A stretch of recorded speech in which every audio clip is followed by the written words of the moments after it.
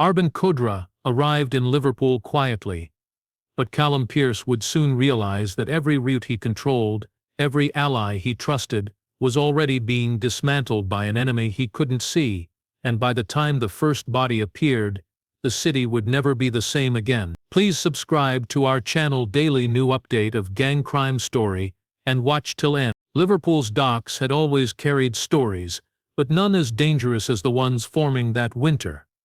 The river moved slowly, reflecting broken lights from cranes and abandoned warehouses, hiding secrets beneath its dark surface. Cargo ships arrived on time, paperwork stamped clean, nothing unusual on the surface.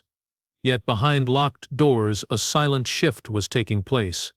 Old smuggling paths that once fed local gangs were being quietly redirected. No threats were made, no warnings delivered. The change came with precision, like a hand turning a key in a lock no one knew existed. At the center of this transformation was Arbin Kodra, a man who believed that power should never announce itself. He did not arrive with armed convoys or public displays. He came alone, using temporary addresses and borrowed names, observing Liverpool as if it were a puzzle waiting to be solved.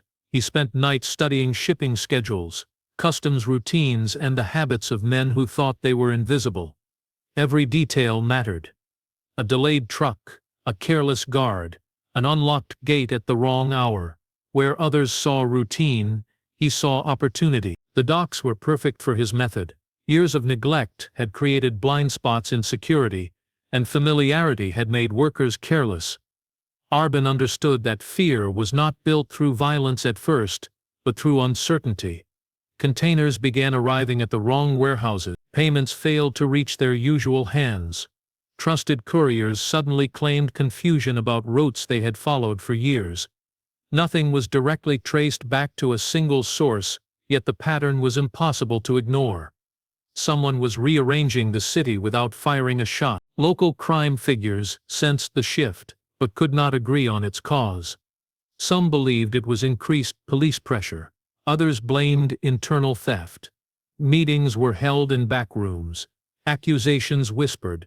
Loyalties tested. The lack of a visible enemy made the situation worse. Fear turned inward, weakening groups that had stood for decades. Arbin watched this from a distance, allowing suspicion to do the work for him. Every argument among rivals saved him from making an enemy too early. He began acquiring forgotten properties near the docks, places no one wanted and no one watched. Through shell companies and quiet intermediaries, warehouses changed ownership without raising alarms. Inside, new systems were built, modern and efficient, designed to move goods fast and clean. What passed through these buildings was never discussed openly. Only those who needed to know were allowed close, and even they saw only fragments of the whole operation. Liverpool above ground carried on as usual. Bars filled on weekends, streets echoed with laughter, and the river flowed without concern. Beneath that normal life, a foundation was being reshaped. Arbin Kodra did not seek to rule Liverpool by force. He aimed to make himself unavoidable. By the time anyone realized what was happening, the city's underworld would already depend on the routes he controlled. The war had begun in silence, and silence was his greatest weapon. Callum Pearce had built his control over Liverpool slowly, learning the streets the hard way and earning loyalty through shared risk, rather than empty promises. His name carried weight in certain neighborhoods, not because he demanded respect, but because people believed he was fair. For years, his network ran smoothly, with trusted faces handling shipments, collections, and protection. Nothing flashy, nothing careless. Stability was his greatest strength, and he believed that stability made him untouchable. The first sign of trouble came quietly. A routine delivery failed to arrive, blamed at first on traffic delays and bad weather. Then another shipment vanished, followed by a third that showed up sealed but empty. Callum reviewed the reports himself, searching for mistakes. His men swore nothing had changed, yet the losses continued. What unsettled him most was the lack of explanation. There were no threats, no rival claims, no signs of police interference. It felt as if the city itself had shifted beneath his feet. He began to notice changes in behavior among his circle. Longtime associates avoided eye contact. Conversations ended abruptly, and meetings felt tense. Rumors spread without sources, each more alarming than the last. Some whispered about a foreign group moving in, others suggested betrayal from within. Callum dismissed most of it as panic, but doubt had already taken root.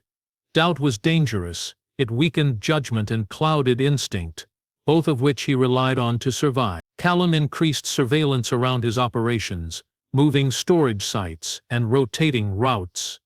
These actions, meant to protect his network, only revealed a deeper problem. Every adjustment seemed anticipated. When he changed schedules, delays followed. When he shifted locations, inspections appeared. It was as if someone was reading his playbook before he wrote it. The realization that an unseen force might be guiding events unsettled him more than any open threat ever could. His confidence began to erode, replaced by frustration. Years of experience told him that chaos usually announced itself loudly. This chaos whispered. He questioned his most trusted planners, reviewed old alliances, and even revisited deals made years earlier, searching for cracks. Each review led nowhere, leaving him with the unsettling feeling that he was chasing a shadow that refused to take shape. As pressure mounted, Callum felt his grip on the city loosening. Smaller crews started acting independently, holding back payments and testing boundaries. They sensed weakness, and in Liverpool's Underworld, weakness invited challenge. Callum responded by tightening control, but control without clarity bred resentment. Loyalty, once his strongest asset, began to feel conditional. Late nights found him alone, studying maps and timelines, trying to trace the origin of the disruption. Patterns existed, but they pointed outward, beyond familiar rivalries and old feuds. Whoever was behind it was patient, strategic, and disciplined. This was not a local move. The thought chilled him. Liverpool was no longer facing a predictable enemy. It was facing a new kind of war, one that threatened to dismantle everything Callum had spent his life building. The city began to show scars before anyone understood the cause. Late at night, fires broke out near the docks. Small at first, contained quickly, written off as accidents caused by old wiring or careless workers. Within days, more followed. Storage units burned without spreading, as if the flames had been guided. Nothing valuable was destroyed, yet everything useful was rendered unusable. Insurance claims were filed, investigations opened, and then quietly stalled. There were no witnesses, no clear points of entry, no signs of forced access. It felt deliberate, controlled, almost surgical. Callum Pierce studied the reports with growing unease. These were not random acts. The locations were tied directly to secondary routes used by his wider network, places meant to act as backups in case of trouble. Someone knew their purpose. Worse, someone had chosen not to destroy everything, only enough to cripple movement. This restraint sent a deeper message than violence ever could. It suggested confidence, even patience. At the same time, people began to vanish. Not prominent figures, not leaders, but useful men who knew routes, schedules, and contacts. One stopped answering calls, another failed to return home. Their phones went dead, bank accounts untouched. No bodies surfaced, no rumors spread about killings. The absence itself became the warning. Fear crept in quietly, changing how people walked, how they spoke, how they looked over their shoulders. Police presence around the docks increased, drawn by the fires and insurance claims. Yet the heightened attention seemed to benefit the unseen enemy more than Callum's crew. Deliveries were delayed, trucks searched, paperwork questioned. Each interruption weakened trust between partners. Some began pulling out, unwilling to risk exposure. Others demanded higher payments for the same work. Pressure mounted from all sides, and still no clear enemy emerged. Across the city, Arben Kodra remained invisible. His operations continued without disruption, untouched by fires or inspections. Goods moved through newly acquired warehouses with remarkable efficiency. His people avoided patterns, rotated roles, and kept their exposure minimal. To outsiders, nothing appeared unusual. To those watching closely, it was clear that one network was tightening while another unraveled. Callum sensed the imbalance, but could not prove it. Every attempt to trace the disruptions led to dead ends. Surveillance cameras malfunctioned at critical moments. Informants provided conflicting information. Even trusted contacts seemed uncertain, offering guesses instead of facts. The lack of clarity fed paranoia, and paranoia spread faster than truth. Internal tension rose within Callum's organization. Accusations surfaced without evidence. Old friendships strained under suspicion. Meetings became shorter, decisions rushed. The calm discipline that once defined his rule was giving way to reactive choices. Each move made under pressure revealed more weaknesses to an enemy who thrived on observation. By the time the fires stopped, the damage was done. Reeds were compromised, trust was fractured, and fear had settled deep into the bones of the operation. The city had not erupted into open war, but it no longer needed to. The message had been delivered clearly. Someone was dismantling Liverpool's underworld piece by piece, and they were doing it without ever stepping into the light. The first body was discovered at dawn, lying near a quiet railway yard where freight trains slowed before entering the city. It was placed carefully, not hidden, not displayed in anger, but positioned as if it were meant to be found. The man was a courier known for moving between crews without asking questions. His hands showed no signs of struggle, and his pockets were empty, except for a single train token. The message was subtle but unmistakable. Silence was no longer enough. News of the discovery spread through Liverpool's underworld faster than any official report. Fear changed shape, turning from uncertainty into something heavier and more permanent. Until that moment, many had believed the disruptions were temporary, a phase that could be waited out. The body erased that hope. Someone was willing to cross the final line, and that meant no one was untouchable anymore. Callum Pearce understood the shift immediately. The courier had been useful, trusted enough to move information quietly, careless enough to be tempted by better offers. His death suggested betrayal, but also strategy. The location near the railway yard was not random. It was a crossroads, a reminder that movement itself was now controlled. Callum felt the weight of the warning settle over him. The war, once hidden behind accidents and disappearances, had stepped into the open. In the days that followed, the city fractured. Smaller crews aligned themselves with whichever side they believed would survive. Some vanished entirely, dissolving into the background to avoid choosing at all. Long-standing alliances broke without explanation. Meetings were cancelled, routes abandoned, debts forgiven or enforced with sudden urgency. The balance of power was shifting in unpredictable ways, and no one knew where it would land. Behind this chaos was planning that had begun long before the first fire ever burned. Arben Kodra had mapped the city months earlier, studying not just roads and warehouses, but people. He understood who was ambitious, who was fearful, and who could be persuaded by opportunity. The courier's death was not an act of rage. It was a calculated signal meant to force decisions.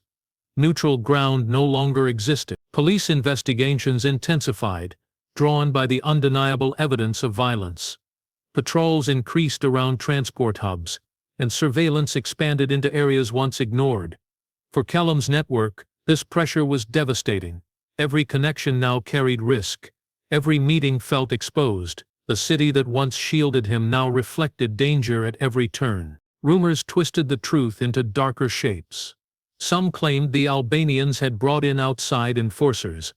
Others believed the violence would escalate into open street battles. None of it could be confirmed, which made it more frightening. Fear filled the gaps left by facts, and those gaps grew wider each day. By the end of the week, Liverpool no longer felt like contested territory. It felt claimed. The discovery at the railway yard marked the moment when silence ended and the deadliest phase of the war began. From that point forward, survival depended not on strength or history, but on understanding a new rule that had been written without ink. Control now belonged to whoever planned the longest, not whoever struck the hardest. Callum Pearce refused to believe the city was already lost. The discovery near the railway yard pushed him toward action, convincing him that restraint would only invite more losses. He reorganized what remained of his loyal crew, focusing on speed rather than secrecy. The plan was simple in theory. Multiple strikes across the city, carried out within a single night, aimed at disrupting supply points believed to be linked to the Albanian network.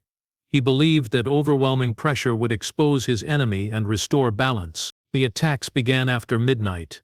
Storage sites were broken into, vehicles damaged, and temporary routes blocked. On the surface it looked like a strong response, a reminder that Liverpool's streets still answered to familiar power. But beneath that surface, cracks appeared almost immediately. Several locations turned out to be decoys, empty and recently abandoned. Others were already under quiet surveillance, drawing unwanted attention. Instead of disrupting the rival network, the strikes highlighted how little Callum truly knew. By morning, the consequences became clear. Police activity surged in areas Callum depended on most. Vehicles linked to his crew were stopped and searched, while unrelated routes connected to Arbin Kodra's operation continued moving untouched. It was as if the city itself had redirected pressure away from one side and toward the other. Callum's attempt at force had revealed his hand without revealing his enemy. Within his organization, confidence faltered. Some members questioned the rushed decisions. Others feared retaliation that never visibly came. The absence of an immediate response was unsettling. No counterattacks followed, no warnings delivered. That silence suggested preparation, not weakness. Each hour without reaction made the situation worse, feeding the sense that Callum had walked into a trap designed long before he acted. What Callum did not realize was that his moves had confirmed long-held suspicions. Arbin Kodra had expected retaliation, counting on it to expose internal fractures. The locations hit during the strikes aligned perfectly with information leaked from within Callum's inner circle. The realization that someone close had guided the damage was devastating, even if the traitor remained unnamed. Trust, once strained, now collapsed entirely. Fear began to override loyalty. Smaller crews withheld cooperation, delaying support and questioning orders. Old allies avoided contact, unwilling to be pulled into a losing fight.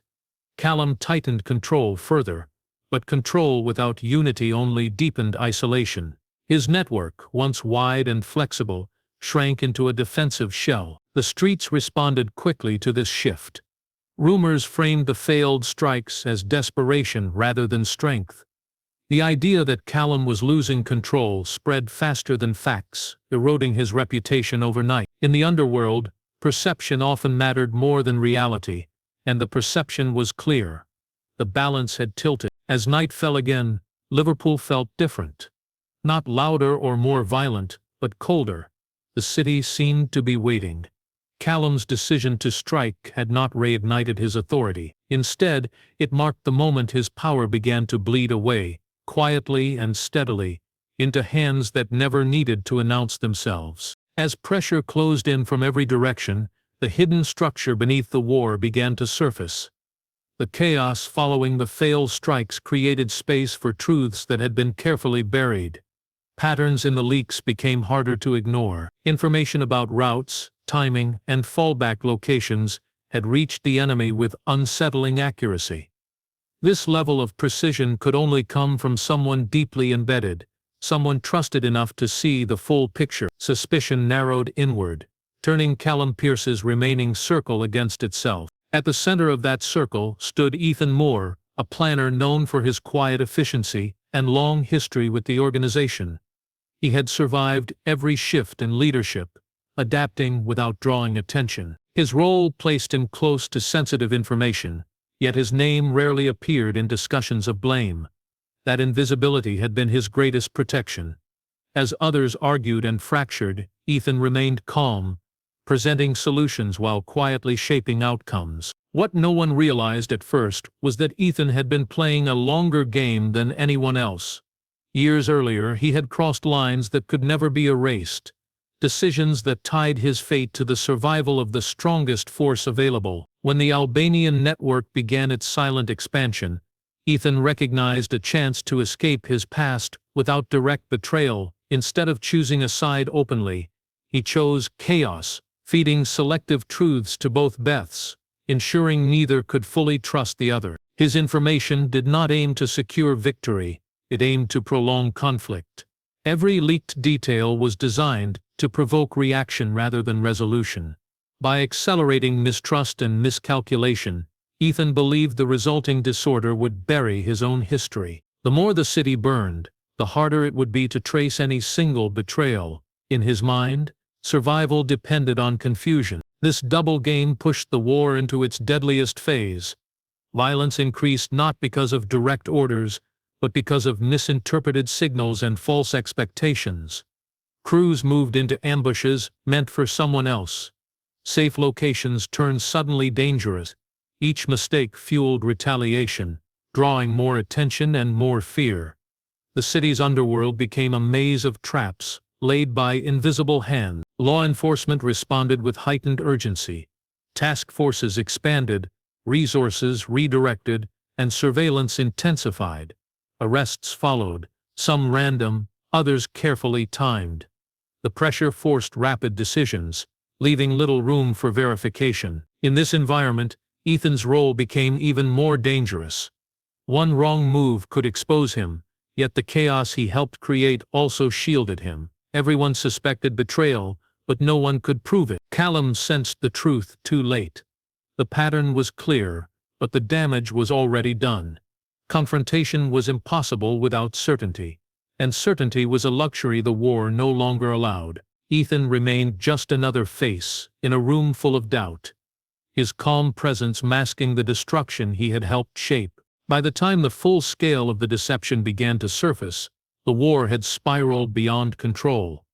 What started as a silent takeover had transformed into a storm of mistrust and bloodshed. The deadliest phase was not driven by loyalty or ambition, but by one man's belief that chaos was the safest place to hide. The weight of the war finally drew the attention no one could avoid. Police operations intensified across Liverpool, fueled by months of surveillance and the sudden spike in violence.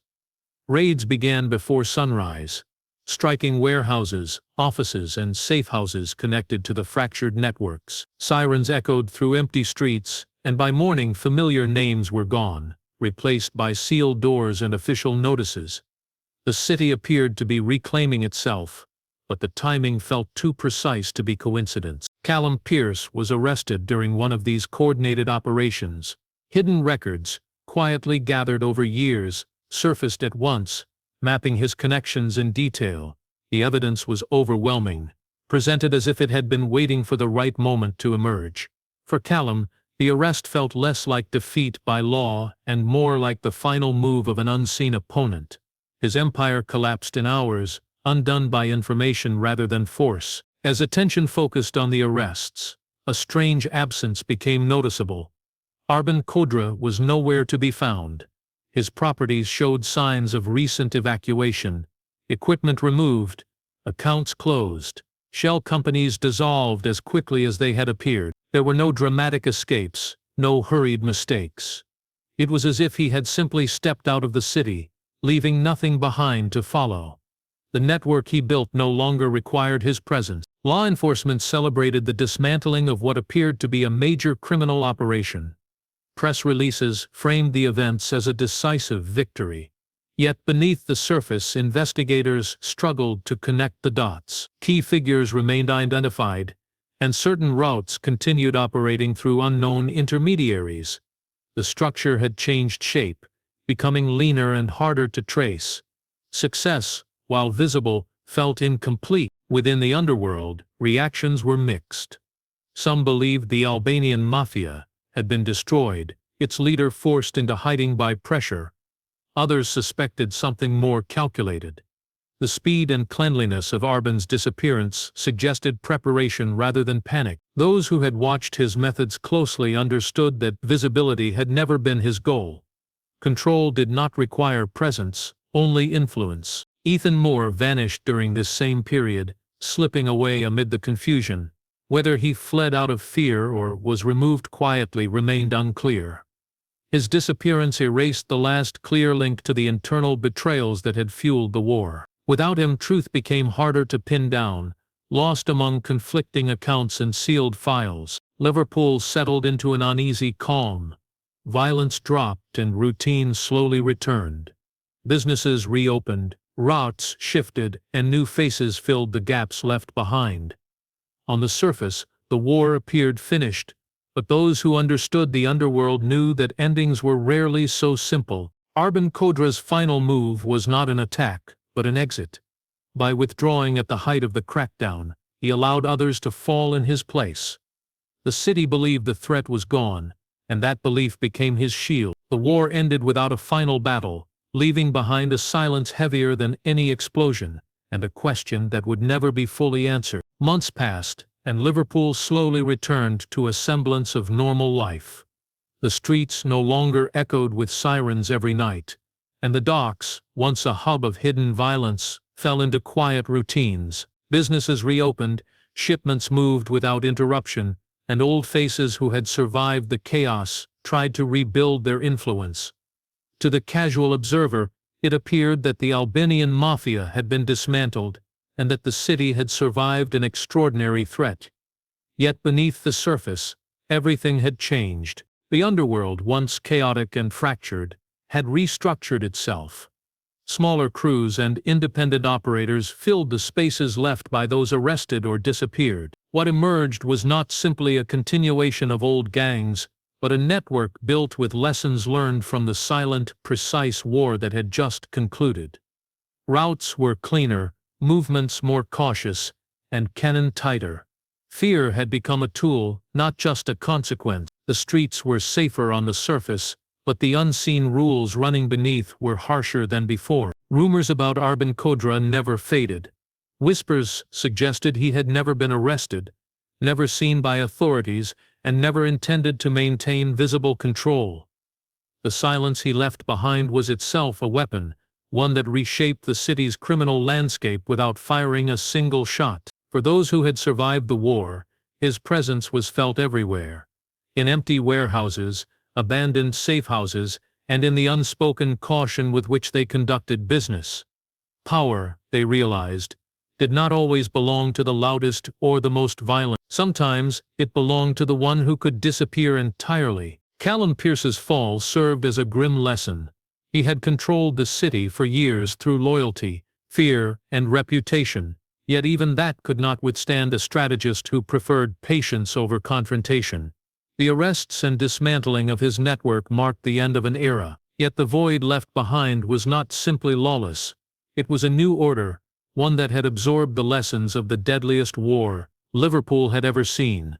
Survivors adapted quickly, their moves more calculated, their alliances more fragile, and their suspicions permanent. Even law enforcement felt the effects. The raids and arrests provided a temporary sense of victory, but questions remained. Certain routes continued to function under new operators, and no single figure could be traced to the precision and foresight that had guided Arben's moves. The city's memory of the war lingered in quiet ways: closed warehouses, missing names, and patterns that did not make sense on paper.